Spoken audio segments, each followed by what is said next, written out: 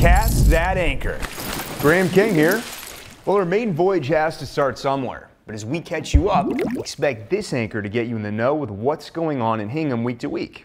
And as of recent, the town has been rife with openings, veteran ceremonies, and fundraisers. Stay tuned to the end of the show for promotions of some of Harbor Media's latest programming. Let's start with an opening at the Heritage Museum. Hingham Heritage Museum opened its doors to the public on September 9th. This extravaganza featured the opening of the museum's first exhibit, Boxes, Buckets, and Toys, the Craftsmen of Hingham. This project had long been in the running and was part of an effort to turn the old Derby Academy building into a visitor center and history museum to the citizens and guests of Hingham. I suggest you get a look for yourself at the amazing work these folks have done. And look, more great work done at HCC. Another opening, in fact. Oh, speaking of work, I should probably get to work. Better leave now if I want to beat the commute.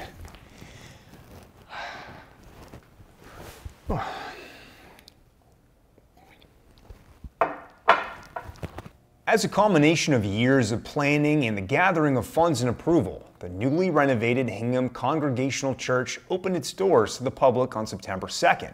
The celebration included speeches from both clergy and dignitary, a ceremonial ribbon cutting, a brief service, refreshments, and tours. The renovations included a newly installed handicapped ramp, across-the-board infrastructural updates, and a small play area for young children on the side of the building. Many local establishments opened their doors to support HCC during their adjustments. Now that's what I call community. Speaking of some amazing folks, did you hear about World War I veterans being honored at the GAR recently? Yes! The Daughters of the American Revolution held a centennial remembrance for World War I veterans on October 15th. What was a simple DAR business meeting expanded into a remembrance of both Cohasset and Hingham town participants in our world's first international conflict. Guest speaker Joseph Mallarney discussed World War I, how it began in U.S. involvement.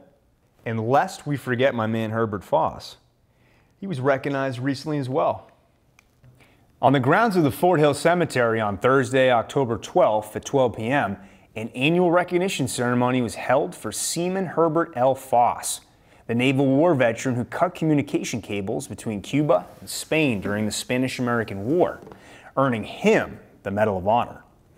Members of the Foss family were invited along with the military, state, and local officials. A wreath was placed on his gravesite. There was also a reading of his Medal of Honor citation, and members of the Old Colony Lodge conducted a brief ritual to honor their brother.